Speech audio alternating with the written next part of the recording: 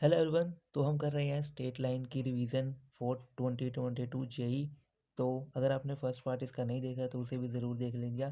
तो चलो स्टार्ट करते हैं। तो सबसे पहले जो हमें हासिल करना है वो है position of point with respect to a line. ठीक है, ये बहुत ही इंपॉर्टेंट है, इससे आपको क्वेश्चन सॉल्विंग में हेल्प मिलेगी। तो लेट्स से सबसे पहले एक लाइन बना लेते हैं। लेट्स से इसकी इक्वेशन है A x plus B Y plus C is equal to zero. और ये एक पी पॉइंट ऊपर है और ये एक पॉइंट क्यू नीचे। इसके कोऑर्डिनेट है x1 कोमा y1 और इसके कोऑर्डिनेट है x2 कोमा y2। तो इस लाइन का sign with respect to this point ये हमें बेसिकली सीखना है। ठीक है, तो इसके लिए आप हमेशा याद रखना कि ये जो लाइन है इसके जो ऊपर वाले पॉइंट होंगे वो प्लस साइन होगी और नीचे वाली माइनस। ठीक है, तो इस लाइन के नीचे वाले जितने भी पॉइंट होंगे उनके रिस्पेक्ट में इस लाइन का साइन जो है वो नेगेटिव होगा। और जो ये वाले इस लाइन के ऊपर वाले पॉइंट है उन पॉइंट के विद रिस्पेक्ट इस लाइन का साइन पॉजिटिव होगा। और अगर कोई पॉइंट इस लाइन को ही सेटिस्फाई कर दे तो उसका साइन हम डिटरमाइन नहीं कर सकते। ठीक है, और अगर वर्टिकल लाइन हो जाए हमारी ऐसे तो इसके राइट साइड वाली पॉजिटिव होती है। ठीक है, और लेफ्ट साइड वाली नेगेटिव। ठीक है, तो अगर यहाँ पे कोई पी पॉइंट होगा तो उसके रिस्पेक्ट में इस लाइन का साइन नेगेटिव आएगा। और अगर इसके राइट साइड में जो पी पॉइंट होगा कोई भी पी पॉइंट उसके रिस्पेक्ट में इस लाइन का साइन पॉजिटिव आएगा। ठीक है, तो इस पे बेस्ड एक क्वेश्चन कर लेते हैं ताकि आपको अच्छी तरह समझ आ जाए। तो हमारा क्वेश्चन कुछ इस तरह है। ये हमारे पास कोई भी दो लाइन्स है। ठीक है, इस लाइन की इक्वेशन है x plus y minus two is equal to zero और इस लाइन की इक्वेशन है 4x plus 4y minus three is equal to zero. और इन दोनों लाइन के बीच पॉइंट है अल्फा कोमा अल्फा स्क्वायर। ठीक है, तो क्वेश्चन में ऐसी गिवन है कि determine the value of a so that a alpha comma alpha square lies between the line x plus y minus two and 4x plus 4y minus three equal to zero. ये दो lines हैं, इनके बीच में alpha point है, तो हमें बताना है कि इस अल्फा की क्या क्या वैल्यूज हो सकती हैं। ठीक है, तो अब देख लो, ये जो लाइन है इसके ऊपर वाला हिस्सा पॉजिटिव होगा, अभी मैंने आपको बताया, और नीचे वाला नेगेटिव होगा। ठीक है, तो अगर हम x plus y minus two की बात करें तो इसके लिए जो पॉइंट है अल्फा कोमा अल्फा स्क्वायर ये नीचे आ रहा है, तो इसके रिस्पेक्ट में इसका साइन नेगेटिव होगा। ठीक है, तो हम लिख सकते हैं alpha plus alpha square minus two, this should be less than zero. ठीक है, तो ये पॉइंट इसमें डाल दिया और मैंने आपको बताया जो नीचे वाले पॉइंट होंगे उनका साइन नेगेटिव होगा। ठीक है, ये उस ठीक है, तो ये आ गया हमारे पास। अब इसको फैक्टराइज कर लेंगे तो इसके फैक्टर्स बन रहे हैं हमारे पास alpha minus one and alpha plus two less than zero.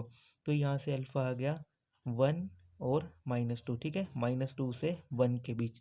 अब अगर हम इस लाइन की बात करें, इस लाइन के लिए अल्फा ऊपर है। ठीक है, तो ये with respect to this point ये जो लाइन है इसका साइन आना है पॉजिटिव। ठीक है, तो four times alpha plus four time alpha square minus three, this should be equal to, this is greater than zero. ठीक है, ग्रेटर देन ज़ीरो, तो यहाँ से आ जाएगा alpha plus alpha square minus three by four, this should be greater than zero.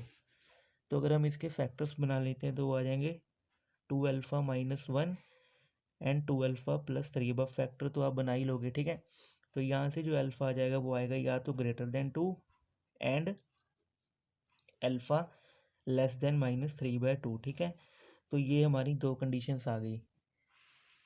तो finally जो alpha की range हो जाएगी वो हम अपने लाइन सिस्टम से देखेंगे। तो अल्फ़ा की जो alpha belongs to minus two comma three by two union one comma two comma one. ठीक है, तो one by two comma one, तो ये आ गई हमारी अल्फ़ा की रेंज। ठीक है, तो इस तरह से हम इसे यूज़ कर सकते हैं।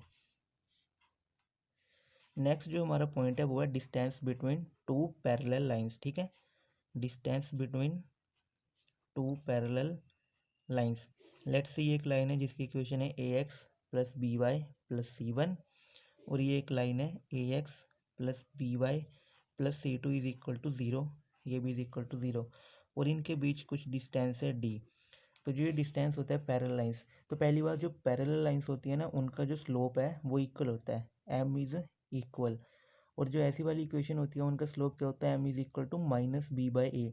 ठीक है, तो इसलिए मैंने A x plus B Y A x plus Y constant रखा है, सेम रखा है, क्योंकि ये दोनों पैरेलल लाइंस है और सिर्फ कॉन्स्टेंट टर्म जो है उसी को डिफरेंस किया। ठीक है, तो जो इनके बीच का पैरेलल लाइंस के बीच का डिस्टेंस आता है वो आता है D is equal to mod of C two minus C one. ठीक है, कॉन्स्टेंट टर्म का difference divided by root of a square plus B square. ये फॉर्मूला है दो पैरेलल लाइंस के बीच का डिस्टेंस कैलकुलेट करने का, ठीक है। कॉन्स्टेंट के बीच का difference divided by root of a square plus B square, और ये डिफरेंस जो है वो मोड में ले लेना, ठीक है। नेक्स्ट जो हमारा है वो है रिफ्लेक्शन ऑफ पॉइंट।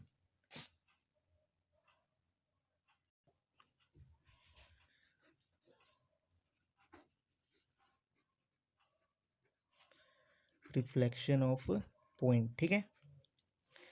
तो लेट्स से ये हमारी कोऑर्डिनेट एक्सिस हमने यहाँ पे बना ली, एंड लेट्स से ये हमारा पॉइंट है x1 कोमा y1, ठीक है।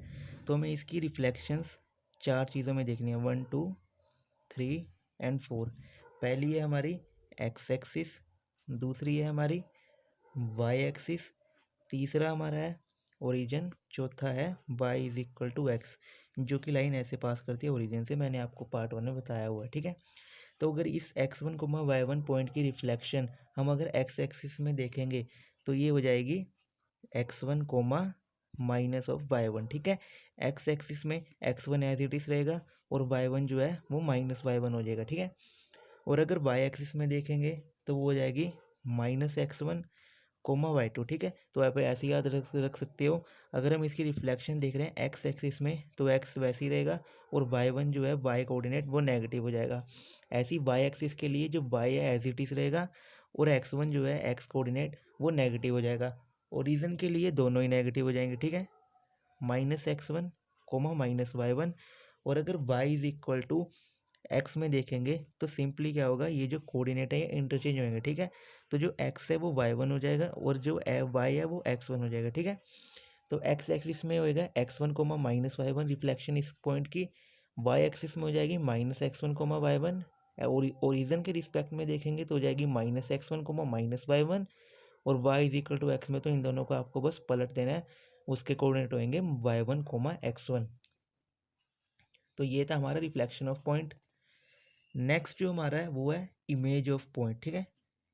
Image of x1 comma y1 in the line ax plus B Y plus C is equal to 0, ठीक है। ये हमने नेक्स्ट पढ़ना है। तो लेट्स से ये हमारी लाइन है ax plus B Y plus C is equal to 0, ठीक है। और ये हमारा पॉइंट है a, ये हमारा पॉइंट है ए। अब हमें इसकी रिफ्लेक्शन देखनी है इसमें, ठीक है। इसके लेट से ये हमारी रिफ्लेक्शन है बी, ठीक है। और अगर इसके एक्स जो ये हमारा ए है इसके कोऑर्डिनेट लेट से x1 कोमा y1 है, ठीक है, ठीक है। ये हमारे हैं x1 कोमा y1 जिसके हमें रिफ्लेक्शन देखनी है, ठीक है। लेट से इसकी रिफ्लेक्शन जो है वो बी पे आ रही है, ठीक है। तो इसका आपको फॉर्मूला लर्न करना पड़ेगा, ठीक है। तो वो क्या है, x माइनस x1, यहाँ पे जो x है लेट से इसके कोऑर्डिनेट x कोमा y है, ठीक है। तो इसका फॉर्मूला याद करना पड़ेगा x minus x1 divided by a, this is equal to y minus y1 divided by b is equal to k times. आप सोचिए k क्या है, इसका मैं रूल आपको बताता हूँ, into a x1 plus b y1 plus c divided by a square plus B square, ठीक है। तो अगर k का सिग्निफिकेंस ये है, ठीक है, इसकी दो वैल्यूज होती हैं, ठीक है। एक वैल्यू इसकी है -1 और एक वैल्यू इसकी है -2, ठीक है। तो अगर आप k की वैल्यू डालोगे -1 तो हमें मिलेगा फुट ऑफ परपेंडिकुलर, ठीक है, फुट ऑफ परपेंडिकुलर, यानी कि ये जो लाइन है ये मिलेगा हमें, ये वाला पॉइंट, ठीक है, जहाँ पे ये दो, ये a है और ये इसका फुट ऑफ परपेंडिकुलर, ये इसकी इमेज, ठीक है। अगर आप k को -2 डालोगे तो आपको मिलेगी इमेज, ठीक है। तो अगर आपको A x plus B Y plus C is equal to 0 line में कोई पॉइंट है ए, उसके कोऑर्डिनेट है x1 कोमा y1, उसकी रिफ्लेक्शन देखनी है तो आपको ये याद रखना है, ठीक है।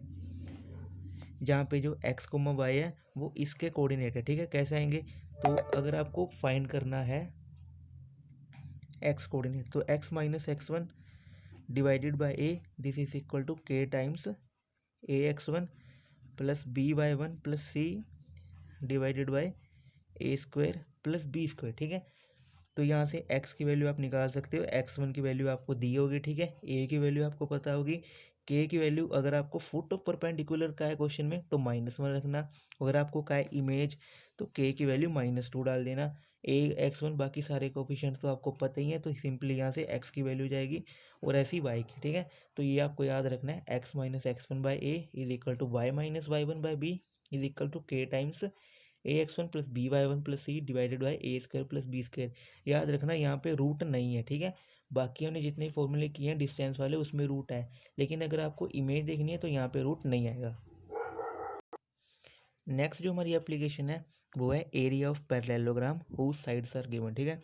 तो लेट्स से ये मैंने बना लिया पैरेललोग्राम, ये जो y इज इक्वल टू इसकी इक्वेशन है m1x प्लस c1, इसकी इक्वेशन है m2x प्लस c2, इसकी इक्वेशन है m2x प्लस c3 और इसकी इक्वेशन है y is equal to m1x plus c4। ये जो ऑपोजिट साइड्स हैं ये पैरेलल होते हैं, इसलिए मैंने इनका स्लोप जो है वो सेम लिया, ठीक है। तो अगर आपको साइड्स गिवन हो तो आप उसका एरिया कैसे लिखोगे, डेट मोड ऑफ, तो ये आएगा area mode of c4 minus c1, ठीक है। ऑपोजिट साइड के जो कांस्टेंट टर्म है उनके डिफरेंस का product c4 minus c1 into c3 minus c2 divided by m1 minus m2। ये है अगर आपको साइड्स गिवन है, ठीक है, उसका ऑपोजिट साइड के कांस्टेंट टर्म के डिफरेंस का प्रोडक्ट डिवाइडेड बाय दोनों के स्लोप्स का डिफरेंस m1 माइनस m2, क्योंकि ये दोनों पैरेलल है इनका स्लोप जो है वो सेम होगा। नेक्स्ट हम कर रहे हैं condition of concurrency. Condition of concurrency, ठीक है। कंडीशन ऑफ कंकरेंसी बहुत ही सिंपल है। लेट्स से ये लाइन है ax1 plus by1 plus c1 is equal to 0 और ये एक लाइन है ax2 plus by2 plus c2 is equal to 0 और ये तीसरी लाइन है ax3 plus by3 plus c3 is equal to 0 और ये सारी एक ही पॉइंट से पास कर रही हैं, ठीक है। ये पॉइंट है P, ठीक है, एक ही पॉइंट से ये पास कर रही हैं P पॉइंट से।